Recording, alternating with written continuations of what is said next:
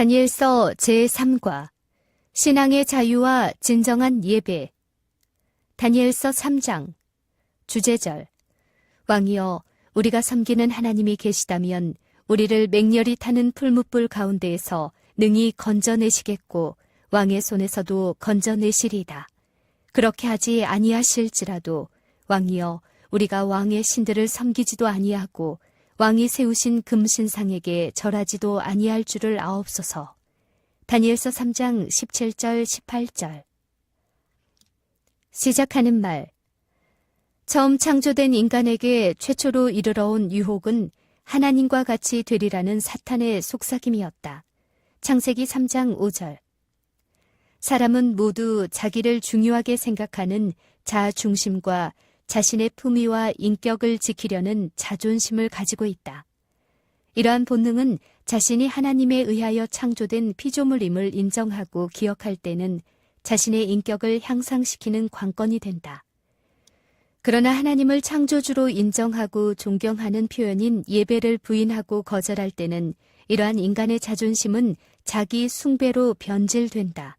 그리하여 하나님의 자리에 자신을 두게 됨으로써 자신이 거짓 신인 우상이 되고 만다.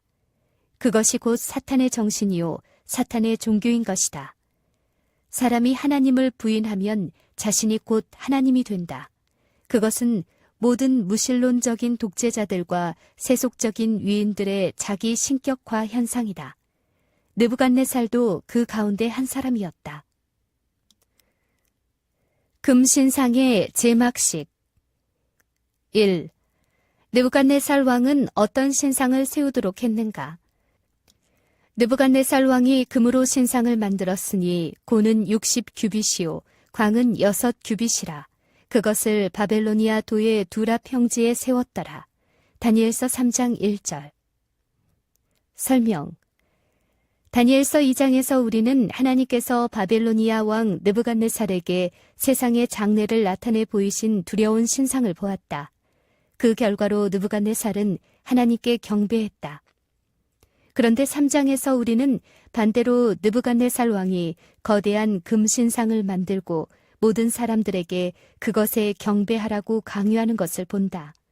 3장에서 우리는 참된 신앙의 자유와 진정한 예배의 본질이 무엇인지를 밝히고 그것이 왜 그토록 중요한가를 배우게 된다.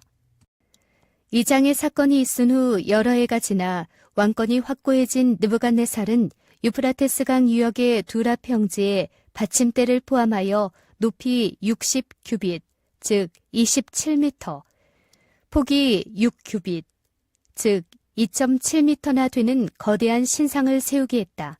그리고 국립관현악단을 초청한 가운데 화려한 제막식을 올리고 있었다. 2. 제막식에는 누가 참석했는가?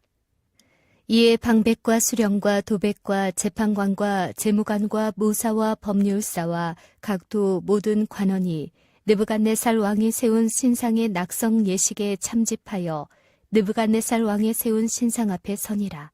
다니엘서 3장 3절. 설명. 참석 범위와 의식의 규모로 볼 때 금신상은 국교의 대상인 국신의 위치에 있었으며 제막식에는 도지사였던 유다의 세 젊은이도 참석하였다. 그러나 왕의 수석 고문이었던 다니엘은 왕이 허락한 어떤 사유로 불참했다. 3. 금신상을 세운 목적은 무엇이었으며 이러한 목적에 어긋날 때 어떠한 형벌이 선언되었는가? 너희는 나팔과 피리와 수금과 사명금과 양금과 생황과 및 모든 악기 소리를 들을 때에 엎드려 느부갓네살 왕에 세운 금신상에 절하라.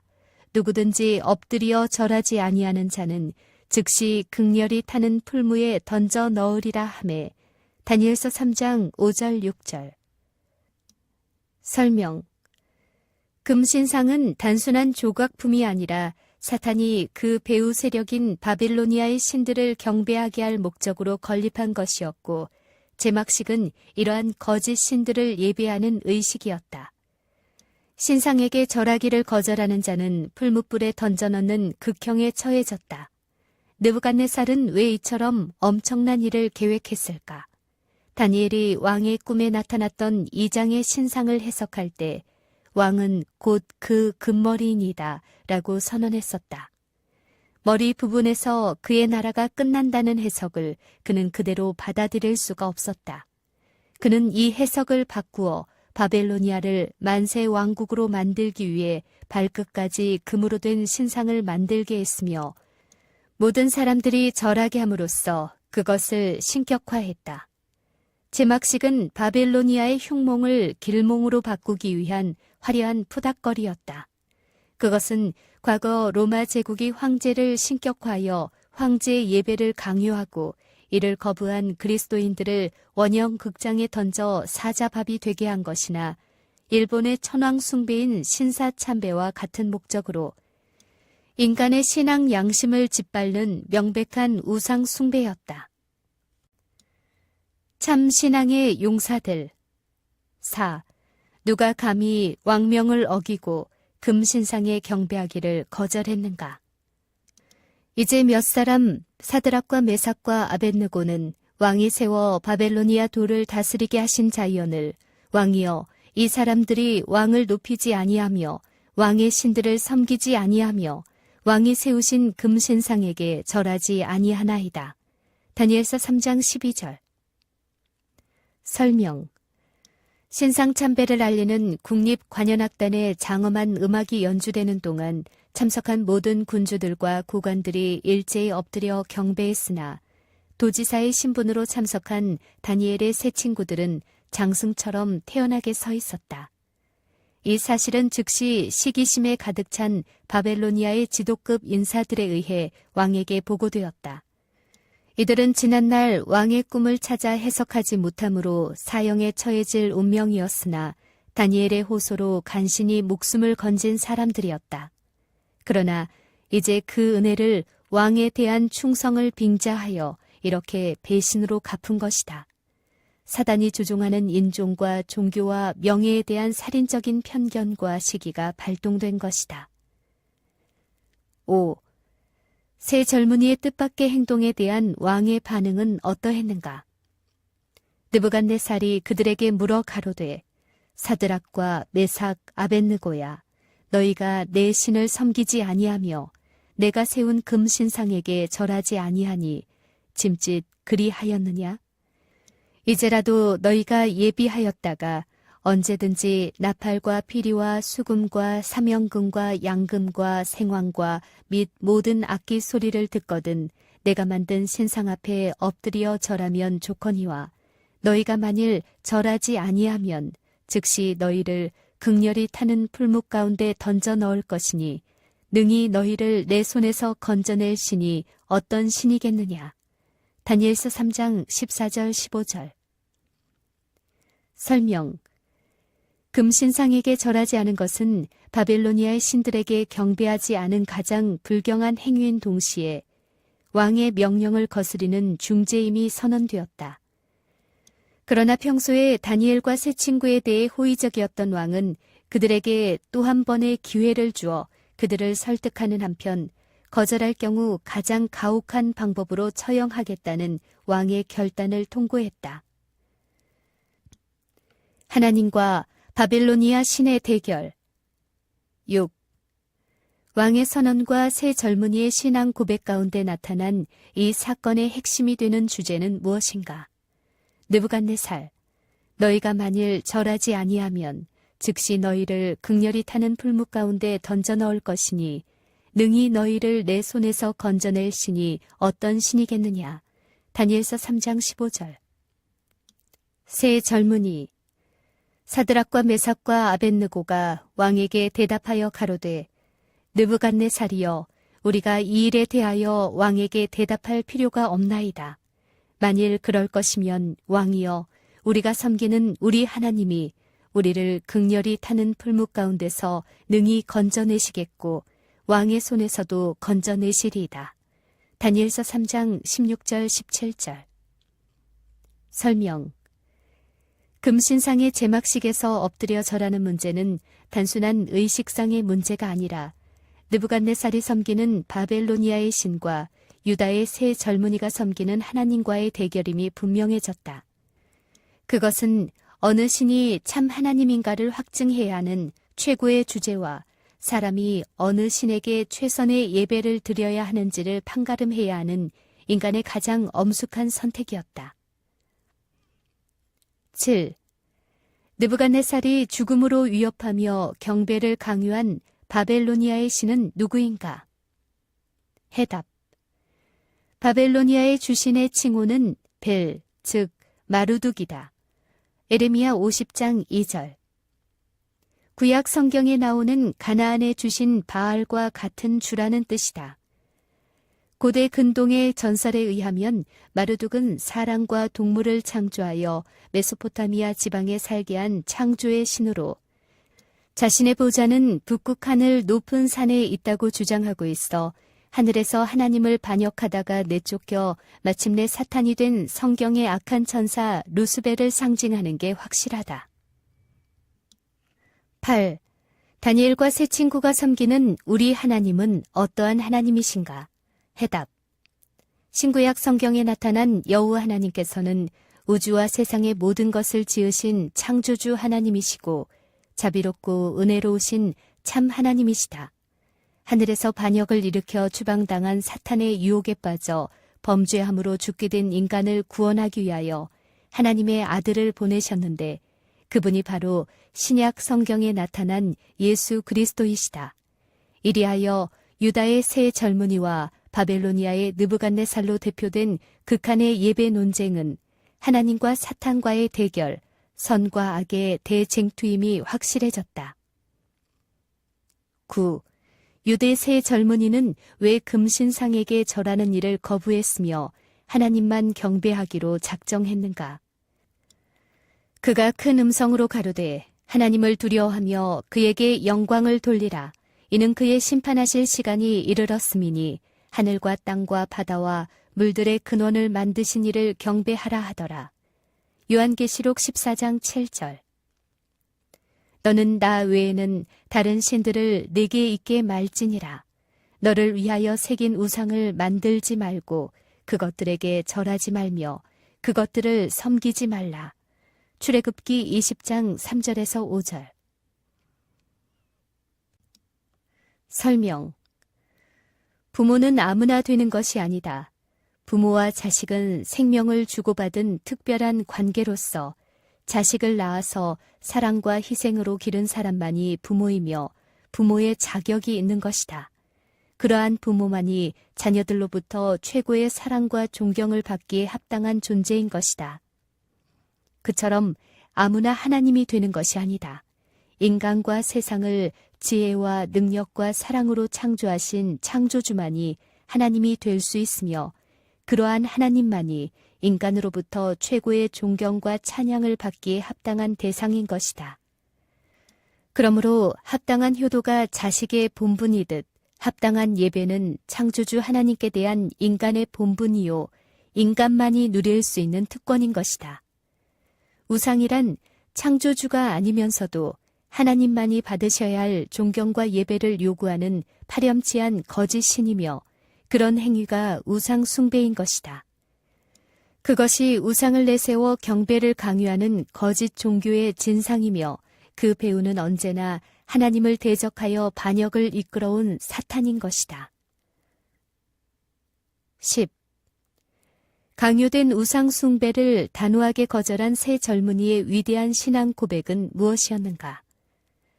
사드락과 메삭과 아벳느고가 왕에게 대답하여 가로되 느부갓네살이여 우리가 이 일에 대하여 왕에게 대답할 필요가 없나이다. 만일 그럴 것이면 왕이여 우리가 섬기는 우리 하나님이 우리를 극렬히 타는 풀무 가운데서 능히 건져내시겠고 왕의 손에서도 건져내시리이다.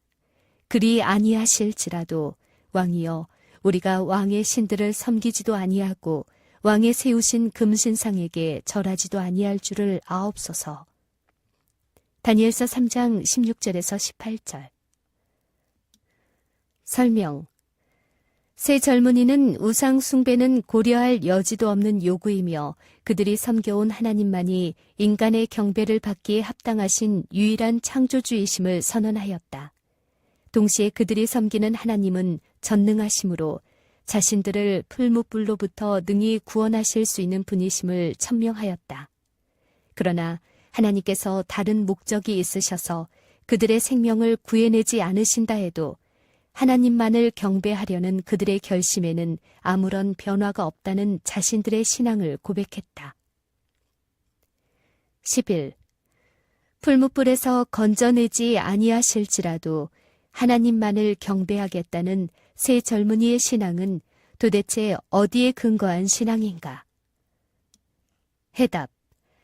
세상의 모든 관계는 주고받는 것이 있어야 유지되는 거래 관계이다. 그러나 생명을 주고받은 특별한 사이인 부모와 자식의 관계만은 그렇지 않다.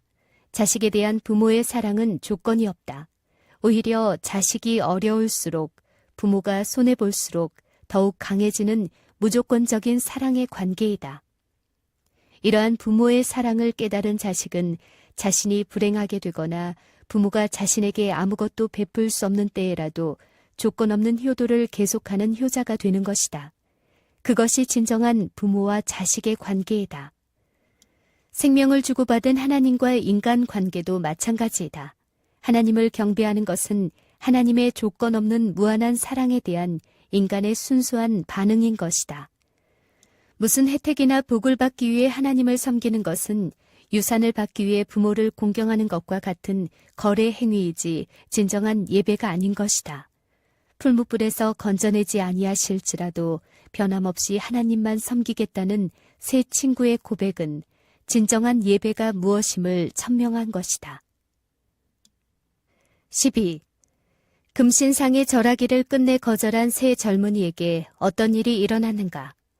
느부갓네살이 분이 가득하여 사드락과 메삭과 아벳느고를 향하여 낯빛을 변하고 명하여 이르되 그 풀물을 뜨겁게 하기를 평일보다 7배나 뜨겁게 하라 하고 군대 중 용사 몇 사람을 명하여 사드락과 메삭과 아벳느고를 결박하여 극렬히 타는 풀묵 가운데 던지라 하니 다니엘서 3장 19절 20절. 설명. 자신의 호의마저 거절한 세 젊은이에 대해 격분한 왕은 평소보다 7배나 뜨겁게 달군 풀무에 그들을 던져넣게 했다. 이 풀무는 요즘도 볼 수 있는 바벨로니아 벽돌 굽는 가마인데 원유와 짚을 섞은 인화성 연료를 썼으므로 7배나 뜨겁게 하기 위해 갑자기 양을 늘리자 좁은 입구로 불길이 솟아나와 던져넣던 군사들을 태워 죽게 했다. 13. 풀무불 속에 던져진 세 젊은이에게는 어떤 놀라운 일이 일어났는가? 때에 느부갓네살 왕이 놀라 급히 일어나서 모사들에게 물어 가로되 우리가 결박하여 불 가운데 던진 자는 세 사람이 아니었느냐? 그들이 왕에게 대답하여 가로되 왕이여 옳소이다. 왕이 또 말하여 가로되 내가 보니 결박되지 아니한 네 사람이 불 가운데로 다니는데 상하지도 아니하였고 그 넷째의 모양은 신들의 아들과 같도다 하고 느부갓네살이 극렬히 타는 풀무 아구 가까이 가서 불러 가로되 지극히 높으신 하나님의 종 사드락 메삭 아벳느고야 나와서 이리로 오라 하매 사드락과 메삭과 아벳느고가 불 가운데서 나온지라. 다니엘서 3장 24절에서 26절. 입구를 통해 풀무 속을 응시하던 왕은 놀라운 광경을 목도했다. 풀무불 속에 결박이 풀린 세 젊은이와 함께 하나님의 아들 같은 또 다른 존재가 함께 거니는 모습을 목도한 것이다. 신들의 아들과 같은 넷째 존재는 이 세상에 오시기 전에 예수 그리스도의 모습이다. 그분은 당신을 섬기기 위해 죽음을 불사한 이 충성스럽고 기특한 아들들을 구원하시기 위해 풀무불 속까지 동행하신 것이다. 종교 자유의 원칙 14. 이 엄청난 기적에 대한 왕의 반응은 무엇이었으며 그것은 합당한 조치였는가? 느부갓네살이 말하여 가로되 사드락과 메삭과 아벳느고의 하나님을 찬송할지로다. 그가 그 사자를 보내사 자기를 의뢰하고 그 몸을 버려서 왕의 명을 거역하고 그 하나님 밖에는 다른 신을 섬기지 아니하며 그에게 절하지 아니한 종들을 구원하셨도다. 그러므로 내가 이제 조서를 내리노니 각 백성과 각 나라와 각 방언하는 자가 무릇 사드락과 메삭과 아벳느고의 하나님께 설만이 말하거든 그 몸을 쪼개고 그 집으로 걸음터를 삼을지니 이는 이같이 사람을 구원할 다른 신이 없음이니라 하고 다니엘서 3장 28절 29절. 설명. 머리카락 하나도 그슬리지 아니하고 살아나온 세 젊은이를 목도한 왕은 즉시 그들이 목숨을 바쳐 섬긴 참 하나님을 인정하고 찬양했다. 그리고 이러한 참 하나님에게 합당한 존경을 드리지 않는 사람들은 몸을 쪼개어 죽이라는 끔찍한 조서를 내렸다. 그러나 진정한 사랑은 선택의 자유를 전제로 하듯이 하나님께 대한 예배도 개인의 자유로운 선택에 맡겨져야 한다. 우상 숭배를 강요한 것이나 하나님께 대한 예배를 강요하는 조서를 내린 것 모두가 신앙과 양심의 자유를 짓밟는 범죄 행위인 것이다. 사랑의 하나님께서는 강제된 예배를 받지 않으시며 자유 선택에 의한 진정한 예배만을 인정하신다. 신앙과 양심의 자유는 누구도 박탈할 수 없는 천부의 권리이다.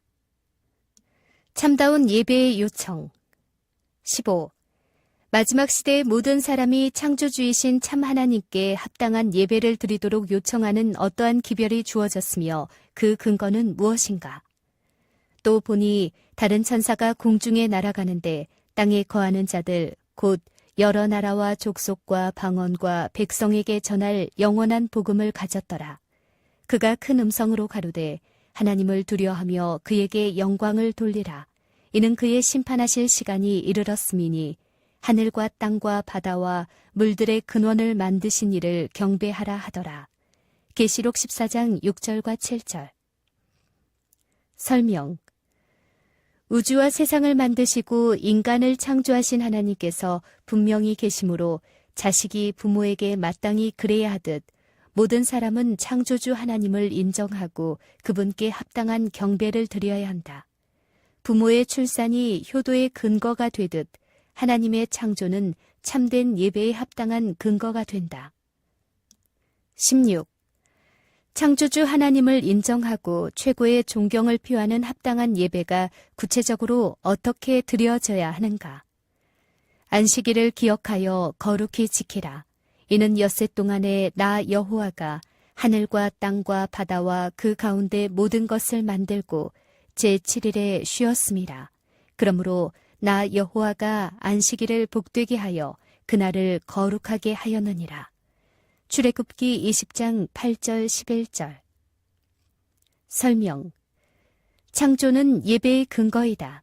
그러므로 창조의 기념일인 제7일 안식일은 창조주 하나님께 합당한 예배를 드리는 날로 기억하여 거룩히 지켜져야 하는 성일이다. 제7일 안식일은 10계명 가운데 넷째 계명에 명시된 하나님께서 인정하시는 합법적인 예배일인 것이다.